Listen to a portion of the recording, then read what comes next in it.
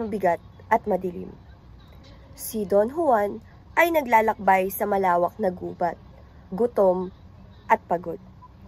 Sa isang sulok, nakita niya ang isang matandang ermitanyo na nakaupo sa tabi ng landas. Anak, maawa ka.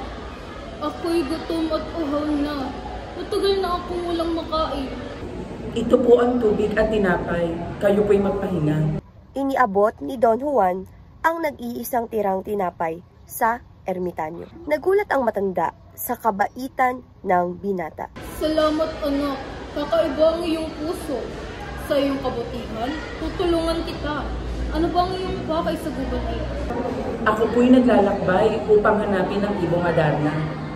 Ang aking amang hari ay may sakit at tanging ang kanyang awit ang magpapagaling sa kanya. Ang iyong layunin ay dalisay. Dahil sa iyong kagandahan loob, tutulungan kita. Ang ibong Adarna ay nasa puno ng piedras datas sa tuktok ng bundok. Ngunit, mag-ingat. Ito'y mapanlinlang. Iniabot ng matanda ang gintong lubid at mahiwagang tubig. Gamitin mo ang gintong lubid upang hulihin ito habang ito'y natutulog. Upang hindi ka makatulog sa awit nito, sugatan mo ang iyong sarili gamit ang labaha at pisilin ng dayap sa iyong sugat. Ang mahiwagang tubig naman ay gumagagamit mo upang mapagaling ang anumang sumpa. Tandaan, magtiwala sa iyong puso at maging matyaga. Maraming salamat po, ermitanyo. Hindi ko po sasayangin ang inyong tulong. Ang ermitanyo ay unti-unting nawala, habang si Don Juan ay patuloy na naglalakad papunta sa puno ng Piedras Platas.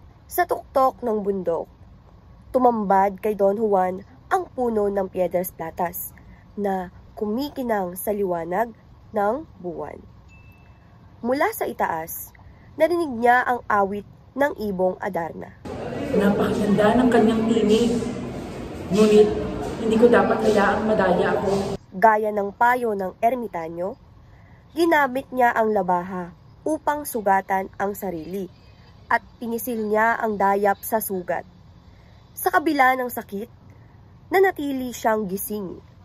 Nang makatulog ang ibon, ginamit niya ang gintong lubid upang ito'y hulihin. Sa wakas, matagumpay ko siyang nahuli. Ngunit, ano itong nakikita ko? Napansin niya ang dalawang bato sa ilalim ng puno.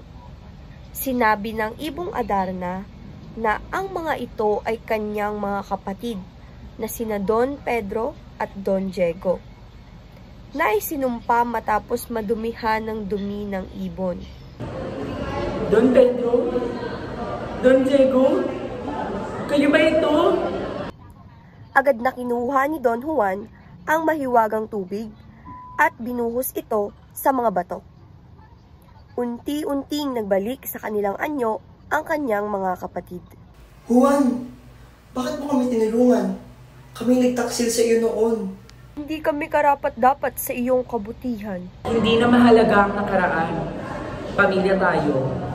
Ang mahalaga ay magkakasama tayong lahat at makakabalik sa ating ama. Magkakasama silang nagbalik sa kaharian. Dala ang ibong Adarna. Sa silid ng kanilang amang hari, inilabas nila ang ibon mula sa hawla.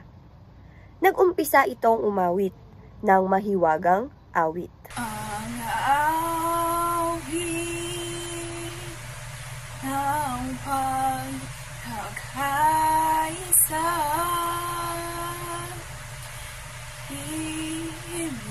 inumin ang sakit ng pamilya.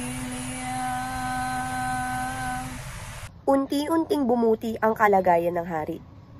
Nagising siya at nagbalik ang sigla sa kanyang katawan. Napaluha siya habang yakap ang kanyang mga anak. Mga anak, salamat sa inyong sakripisyo at pagkakaisa. Ang inyong pagmamahal sa isa't isa ang tunay na gamot sa ating pamilya. Mahal na Ama, ang ibong Adarna ay simbolo ng ating pagkakaisa at malasakit.